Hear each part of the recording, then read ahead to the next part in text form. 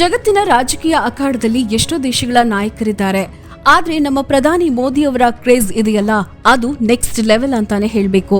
ಇತ್ತೀಚೆಗೆ ಇಸ್ರೇಲ್ನಲ್ಲಿ ನಡೆದ ಘಟನೆಯಂತೂ ಇಡೀ ಸೋಷಿಯಲ್ ಮೀಡಿಯಾದಲ್ಲಿ ದೊಡ್ಡ ಮಟ್ಟದ ಸದ್ದು ಮಾಡ್ತಾ ಇದೆ. ಅಲ್ಲಿನ ಘಟಾನುಘಟಿ ನಾಯಕರು, ದೊಡ್ಡ ದೊಡ್ಡ ಮಂತ್ರಿಗಳು ಮೋದಿಯವರನ್ನ ನೋಡಿದ ತಕ್ಷಣ ಒಬ್ಬ ಸಾಮಾನ್ಯ ಅಭಿಮಾನಿಯ ತರಹ ರಿಯಾಕ್ಟ್ ಮಾಡಿದ್ದು ನೋಡಿದ್ರೆ ನಮಗೆ ಆಶ್ಚರ್ಯ ಆಗುತ್ತೆ. ಮೋದಿ ಅವರ ವರ್ಚಸ್ಸು ಬರೀ ನಮ್ಮ ದೇಶಕ್ಕೆ ಮಾತ್ರ ಸೀಮಿತವಾಗಿಲ್ಲ, ಅದು ದೇಶ ವಿದೇಶಗಳಲ್ಲೂ ಎಷ್ಟು ಪ್ರಭಾವ ಬೀರಿದೆ ಅನ್ನೋದಕ್ಕೆ ಈ ಸೆಲ್ಫಿ ಕ್ರೇಜ್ ಒಂದು ಸಾಕ್ಷಿ.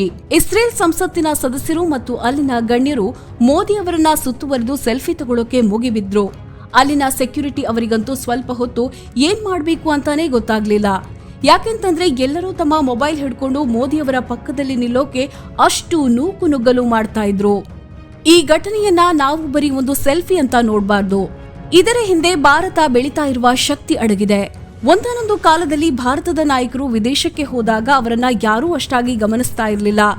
ಆದ್ರೆ ಇವತ್ತು ಪರಿಸ್ಥಿತಿ ಪೂರ್ತಿ ಉಲ್ಟಾ ಆಗಿದೆ.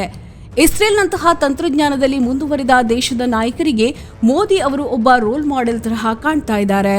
ಪ್ರತಿಯೊಬ್ಬರಿಗೂ ಅವರ ಜೊತೆ ಒಂದು ಫೋಟೋ ಇರಲೇಬೇಕು ಅನ್ನೋ ಹಂಬಲ ಇತ್ತು. ಈ ಒಂದು ದೃಶ್ಯದಿಂದ ಜಗತ್ತಿಗೆ ಹೋಗಿರೋ ಮೆಸೇಜ್ ಒಂದೇ, ಅದೇನಂತಂದ್ರೆ ಇವತ್ತು ಭಾರತವನ್ನ ಯಾರು ಕೂಡ ಕಡೆಗಣಿಸೋಕೆ ಸಾಧ್ಯವಿಲ್ಲ ಅನ್ನೋದು.